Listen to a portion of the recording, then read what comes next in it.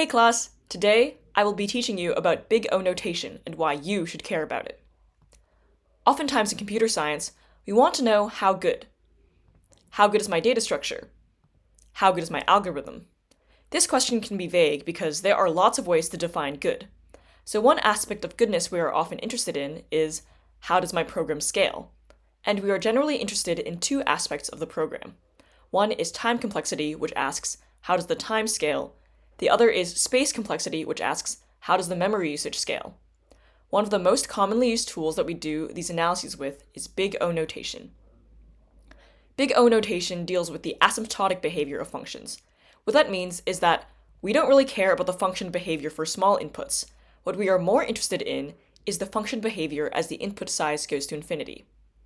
Formally defined, a function f of n is in the set O of g of n if there exists constants c and n naught greater than 0, such that for all n greater than n naught, 0 is less than or equal to f of n is less than or equal to c times g of n. So, if this blue line is our function, f of n, I can draw an orange line representing some constant c times n, and a dotted line indicating where our n naught would be, such that after n naught, f of n is always below c times n. This means that our function f of n is in the set O of n. That was the formal definition of big O, but if that was a bit hard to wrap your head around, here's a more informal definition. I like to think of big O as, after the input gets sufficiently large, the function starts to look linear, quadratic, logarithmic, etc. You might have noticed that I've been trying to emphasize that the big O of a function is a set. Although it is more correct to say that a function is in O of n, I also want to note that colloquially, a lot of people just say the function is O of n. Another cool thing about big O is that we can ignore constants. I'll show you this with a little true-false exercise. True or false? N is an O of 2n. Hopefully you should be able to see that it's true, and I've drawn the corresponding diagram here. Is n in O of n? It's pretty easy to see that this one is also true. Is n plus 1 in O of n? With just a few adjustments to my diagram, we can see that n plus 1 is in O of n. What about 2n plus 2? As you can see here, this is also in O of n. Turns out all of these are true. The thing that I want you to notice here is that if something is in O of an plus b, it is also in O of n, so we can ignore the constants a and b. We have demonstrated this for the linear case, but this also generalizes to other functions as well. We can always ignore constants. Here are some commonly seen big O sets. If you study computer science for a while, you'll probably come into contact with all of these at some point. Now it's your turn. What is the best big O of the following? Best meaning most descriptive. I encourage you to pause the video to try this out for yourself. Here are the answers. The reason why I said best or most descriptive is because while a function that is in O of n is also technically in O of n squared, O of n is smaller than O of n squared, so saying that it is in O of n gives us more information. Now that we understand the definition of big O, we are ready to apply to program analysis. Here, I've provided some Python code for 3 versions of the same function, and I will demonstrate how to do asymptotic analysis of the code. In CountWords 1, notice how there is a loop that goes through each input word and then copies it into words 2. Then, for each input word, I go through one instance of the loop and I make one copy of a word. This means that CountWords 1 has an O of n time complexity and O of n space complexity. CountWords 2 looks slightly better. I'm still going through a loop of all the words, but this time, my variable only stores one number, which means it doesn't scale with the size of the input. Then, CountWords 2 has O of n time complexity and O of 1 space complexity. Lastly, CountWords 3 just returns the length of the word, which in Python takes constant time. Then, CountWords 3 has O of 1 time complexity and O of 1 space complexity. One reason why big O is useful in program analysis is because it tells us the worst case performance of our code. For example, here I have a function called aChecker that checks whether or not a word has the letter A. It could be the case where the first letter is an A, and since we only do one check, our best case has O of 1 time complexity. However, you'll notice that if our first character isn't an A, then we must loop through every character until we find an A. So in the worst case, where we have no A's, we have to go through the entire word before we can return. Then, the worst case time complexity is O of n, so our overall time complexity is also O of n. Over time, I picked up some tips for analyzing the asymptotic behavior of programs, which I would like to share with you. However, I really need to emphasize that these are general guidelines, and you should always look carefully at the code to see if these apply.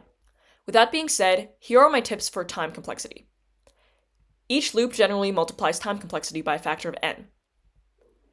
A divide and conquer approach is generally logarithmic. If you have an exponential solution space and are using a brute force solution, then your time complexity will also likely be exponential. Here are my tips for space complexity. Look at the variables and their types. Something like a Boolean or an integer is most likely to scale by constant, whereas something like an array, depending on how you use it, is more likely to scale with the input. Also, don't forget to take into account the stack size when you are analyzing recursive functions.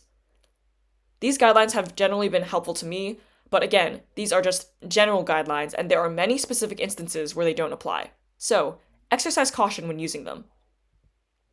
Now it's your turn. Can you analyze the time and space complexity of these two functions? I encourage you to pause the video to try this out for yourself. Here are the answers. One tricky thing to remember here is that for the dividing function, even though we don't store any variables, we are storing the recursive calls on the stack. So we have to remember to take that into account when doing our space complexity analysis. So, why should you care about big O notation? Remember at the start of the video, we said that computer scientists often want to know how good their data structure or algorithm is, and we showed that big O is one tool we can use to assess how good. But what's really cool is that knowing how good a particular data structure or algorithm is on a particular task also helps us to know which data structure or algorithm we should use. Then, big O becomes a really helpful tool for guiding our program design decisions.